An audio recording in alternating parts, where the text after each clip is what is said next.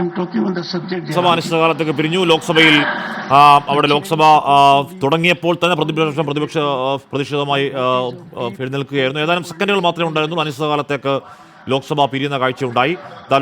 രാജ്യസഭയിലും അല്പസമയത്തിനകം പ്രതിഷേധ തുടക്കമുണ്ടാകുമെന്ന് വേണം മനസ്സിലാക്കാൻ. ബൽറാം ചേരുന്നു. ബൽറാം, തുടങ്ങുമ്പോൾ തന്നെ അവസാനിപ്പിക്കുക എന്നുള്ളതായിരുന്നോ ഇന്നത്തെ ഭരണപക്ഷത്തിന്റെ സ്ട്രാറ്റജി?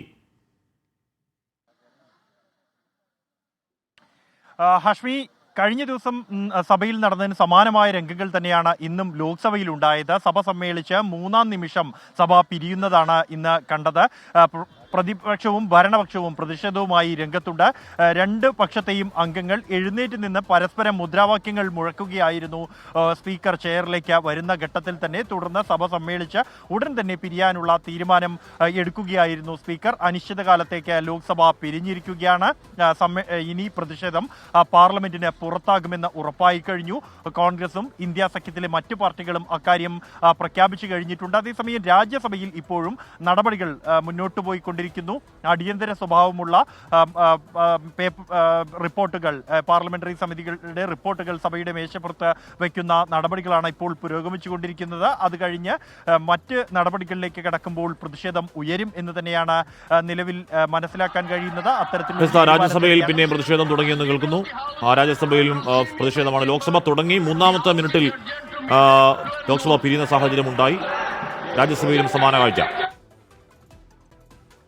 രാജ്യസഭയും അനിശ്ചിതകാലത്തേക്ക് പിരിഞ്ഞു. ലോക്സഭയും പാർലമെന്റ് ഇരുസഭകളും അംബേദ്കർ വിരുദ്ധ പ്രസ്താവനയിൽ അമിത്ഷാ മാപ്പ് പറയണമെന്ന് ആവശ്യപ്പെടുന്ന പ്രതിപക്ഷ പ്രതിഷേധത്തിൽ പാർലമെന്റ് ഇരുസഭകളും അനിശ്ചിതകാലത്തേക്ക് പിരിയുന്ന കാഴ്ചയാണ് നമ്മൾ ഇന്ന് കാണുന്നത്. ലോക്സഭ അനിശ്ചിതകാലത്തേക്കാണ് പിരിഞ്ഞത്. ഇനിയിപ്പോൾ സഭയ്ക്ക് പുറത്താണ് പ്രതിഷേധം പ്രതിപക്ഷം ആലോചിക്കുന്നത്. സ്വാഭാവികമായും അതിനെ പ്രതിരോധിക്കാൻ സഭയ്ക്ക് പുറത്തേക്ക് BJPയും വരുന്നു. സഭയിൽ നിന്ന് പുറത്തേക്ക് അംബേദ്കർ രാഷ്ട്രീയം സഭയിൽ നിന്ന് പുറത്തേക്ക് രാജ്യമൊട്ടാകെ വ്യാപിക്കുന്ന മണിക്കൂറുകളാണെന്ന് ഉറപ്പായും പറയാം. ബൽറാം, പാർലമെന്റ് ഇരുസഭകളും ഏതാനും നിമിഷങ്ങൾക്കുള്ളിൽ തന്നെ അങ്ങ് പിരിയുകയായിരുന്നു അല്ലേ?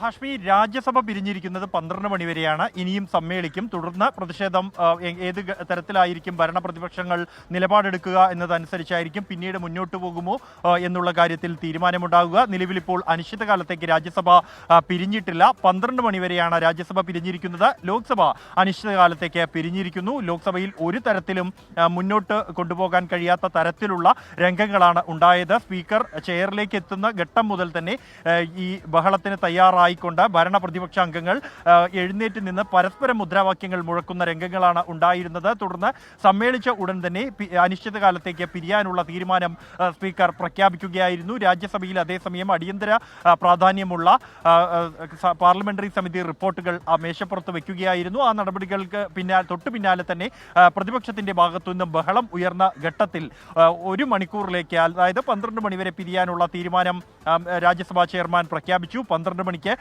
ചേരുമ്പോൾ തുടർന്ന് എന്ത് സമീപനം സ്വീകരിക്കുമെന്നുള്ളത് നിർണായകമാണ്.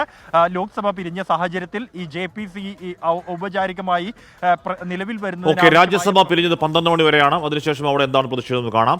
ലോക്സഭ എന്തായാലും അനിശ്ചിതകാലത്തേക്ക് പിരിഞ്ഞിരിക്കുന്നു. അങ്ങനെ അമിത്ഷാ അംബേദ്കർക്കെതിരെ പറഞ്ഞ കാര്യത്തിൽ മാപ്പ് പറയണമെന്ന് ആവശ്യപ്പെട്ടുകൊണ്ടുള്ള പ്ലക്കാർഡൊക്കെ എന്നുള്ള പ്രതിഷേധം ഇന്നും തുടരുകയാണ്. പ്രതിരോധിക്കാൻ BJP.